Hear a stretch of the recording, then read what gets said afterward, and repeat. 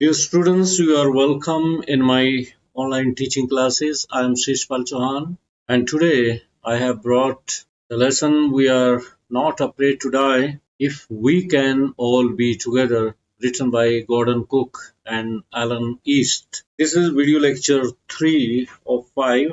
ये तीसरा video lecture है, कुल मिला के 5 वीडियो लेक्चर होने जा रहे हैं. Let's recall the previous discussion in the video 2. तो पहले की जो डिस्कशन हमने एडअप की थी वो शुरू कर लेते हैं वहां से. The narrator's left rib was cracked.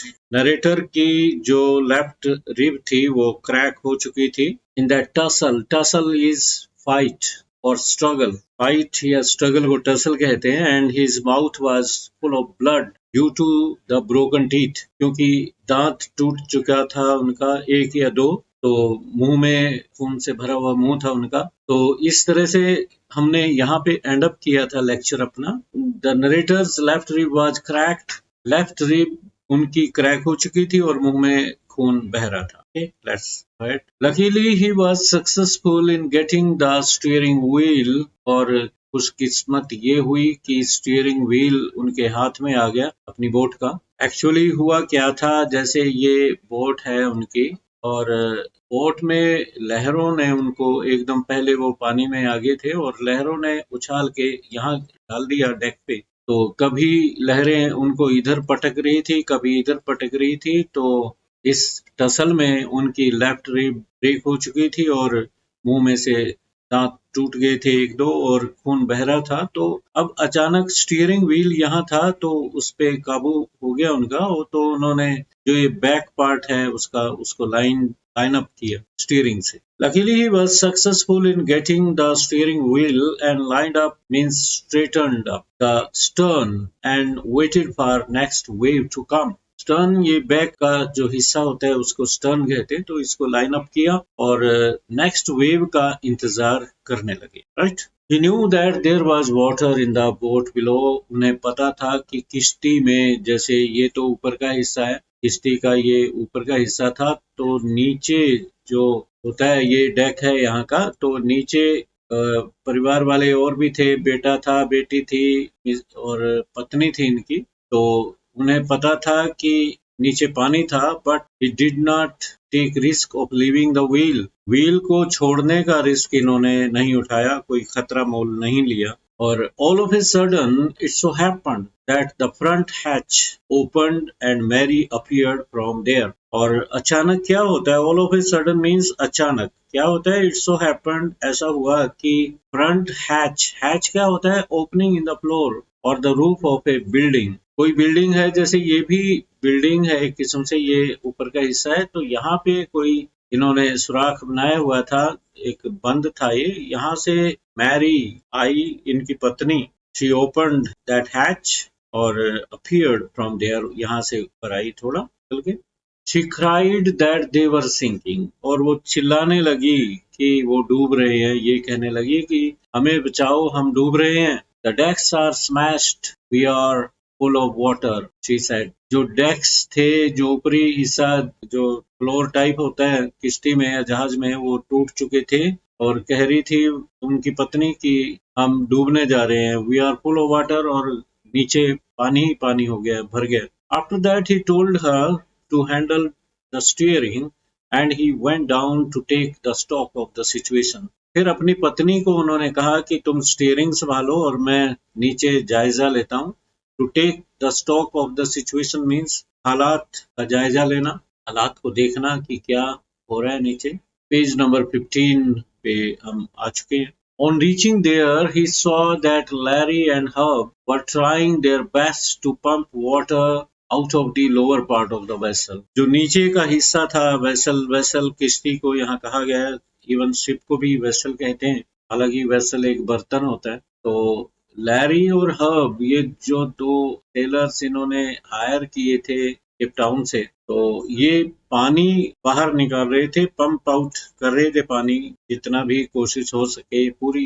They were trying their level best. He also saw that so many broken pieces of timber were lying scattered here and there, making different angles. और खुद इन्होंने narrator ने जाके देखा नीचे कि बहुत से टूटे हुए टुकड़े टिम्बर के नीचे तैर रहे थे, बिखरे पड़े थे। स्कैटर्ड मीन्स बिखरे हुए, here and there making different angles, और डिफरेंट एंगल बना रहे थे। अगर उस वो लग जाए किसी को तो एकदम वो चोट पहुंचा दे, जख्म कर दें बहुत गहरा। तीखे थे, काफी पहने हो चुके थे। The whole right hand side of the vessel had got bulged inward, और जो वेसल का राइट हैंड साइड था, मान लो ये किश्ती है, किश्ती आप ये ऐसे लगा लो, ये तो थोड़ा स्केच है बस, ये दिस इज राइट साइड, ये थोड़ा बल्ज बल्ज करना होता है, उभरना। इनवर्ड, इनवर्ड मीन्स अंदर की तरफ, ऐसे अंदर की तरफ, ये अंदर की तरफ है, बल्ज हो गई थी। और the things like clothes, crockery, charts, teens and toys were floating about in deep water, और पानी में ये सारे इनका सामान जो था, क्लोथ्स वगैरह, क्रॉकरी, चार्ट्स, टिन्स, टॉयज, ये सारे फ्लोट कर रहे थे, तैर रहे थे। The narrator crawled into the children's cabin facing great difficulty and asked them if they were all right. अब narrator crawling करते हुए, moved with difficulty, almost lying, using elbows, कोहनियों का यूज करते हुए, crawling कहते हैं इसे। तो नरेटर बच्चों के कैबिन में गए अंदर, और बहुत ही मुश्किल फेस कर रहे थे बच्चे भी। एंड आस्क्ड देम, और यहाँ तो एंटर करने में इन्होंने काफी मुश्किलात का सामना किया, बड़ी मुश्किल से बच्चों की कैबिन में घुसे वो। दे आंसर्ड इन पॉजिटिव, उन्होंने, जब नरेटर ने अपने बच्चों से पूछा कि आर यू ऑल राइट, तो उन्होंने हाँ में जवाब दिया। And from an upper place like a platform, वो अपनी कैबिन में कोई जगह बनी हुई होगी, ऊपर स्ट्रक्चर होगा थोड़ा बना हुआ, जैसे ये हैंगिंग होती है, नीचे ये कैबिन है, तो यहाँ कहीं बैठे हुए थे वो अपने आप को सेव करने के लिए। But Sue told him that her head had been hit by something, and there was a bump above the eyes. सू ने बताया, सुजैन ने, और कि उसके सिर में चोट लगी है, कोई चीज उसके सिर से टकरा गई है आंखों के ऊपर। और but at the same time the narrator had no time to examine her injury. इस समय लेखक के पास जरा सा भी वक्त नहीं था कि वो अपनी बेटी का जख्म जो बम्प बन गया था, स्वेलिंग हो गई थी, उसको एग्जामिन करे, उसको देखे। After some time he was able to find a hammer, और कुछ देरी के पश्चात नरेटर को एक हैमर मिला, स्क्रूज मिले, कैनवस मिला, रीच द डेक, और वो ऊपर पहुंच गए ये सामान लेके।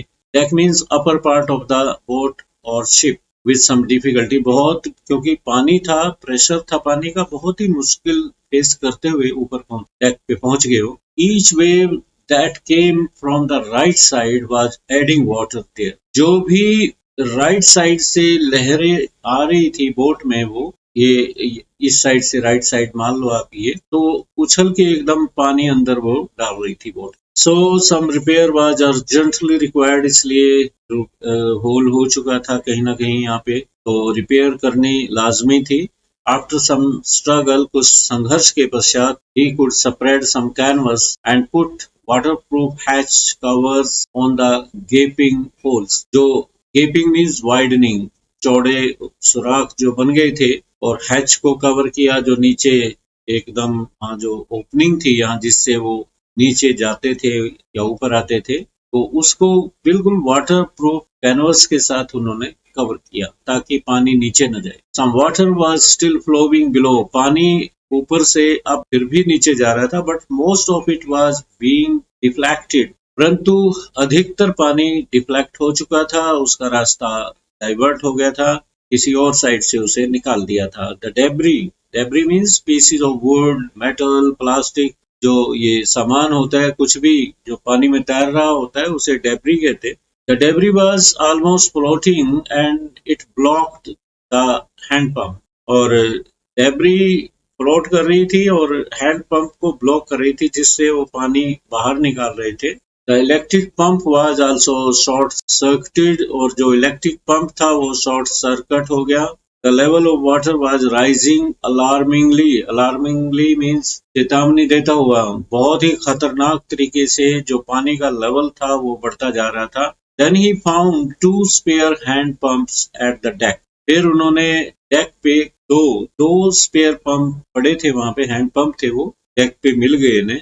He also remembered that there was an electric pump at the chart room. और फिर याद आया नरेटर के कि एक इलेक्ट्रिक पंप भी नीचे है, चार्ट रूम में है.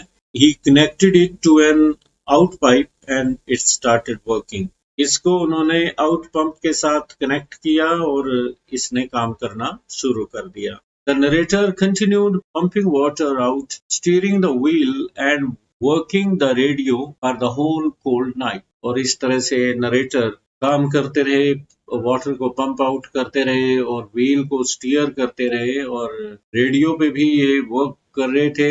और रात बहुत ठंडी थी, तमाम रात इनको काम करना पड़ा. But no reply came for their mayday. और मेडे से कोई जवाब नहीं आया. मेडे किसे कहा जाता है? The word is use for distress call. SOS signal के लिए मेडे यूज होता है, तो एसओएस सिग्नल का कोई जवाब इनको नहीं मिला. In the mean time shoes head had swollen. इस दौरान सू का सिर काफी सूज चुका था, सोजिश आ गई थी उसमें. She had two enormous black eyes. और आंखें काली पड़ गई थी, एकदम चोट लगी थी, ब्लड जम गया था. There was a deep cut on her arm also.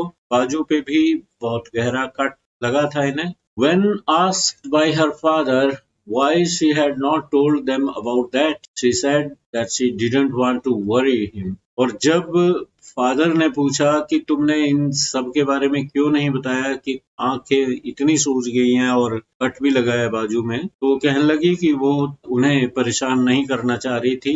जो इतना प्रयत्न कर रहे हैं उनको सेव करने के लिए, he is doing his level best to save them all.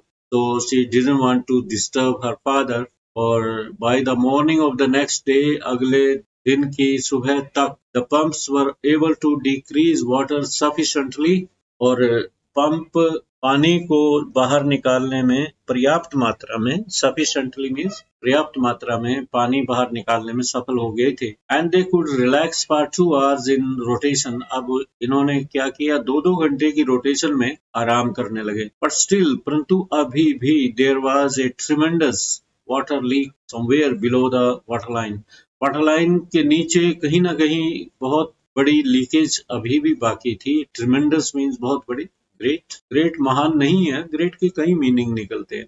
The narrator found that nearly all the boats rib frames had been smashed to the keel. और नरेटर ने देखा कि किश्ती के जो रिब्स थे, फ्रेम थे, वो सारे स्मैश हो गए थे. कील क्या होता है? The broad bottom of the boat. और जो बॉटम होती है उसके जो फ्रेम थे कहीं टूट चुके थे. In this way all of them on board struggle for 15 hours. कुल मिला के 15 घंटे इन्होंने बोर्ड पे स्ट्रगल किया फॉर देयर सर्वाइवल, अपनी जान बचाने के लिए. But the narrator was sure that the wave walker would not be able to take them to Australia. Narrator को पक्का विश्वास था कि इनकी किश्ती वेव वॉकर ऑस्ट्रेलिया तक इनको ले जाने में सफल नहीं हो सकेगी. Then he checked the charts and made calculations and found that there were also 2 small islands at the distance of a few kilometers from there in the eastern direction. फिर नरेटर ने चार्ट से ये discover किया, ये check out किया, calculations वगैरह की उन्होंने कि थोड़ी ही दूरी पे 2 छोटे छोटे आइलैंड हैं वहां पे, ईस्टर्न डायरेक्शन में, पूर्व दिशा में 2 छोटे छोटे द्वीप हैं, आइलैंड्स हैं. तो dear students, this is the end of the video lecture 3 here. तो वीडियो लेक्चर और हैं इसके, उनको मैं कैरी ऑन करूंगा. फिलहाल थैंक यू सो मच.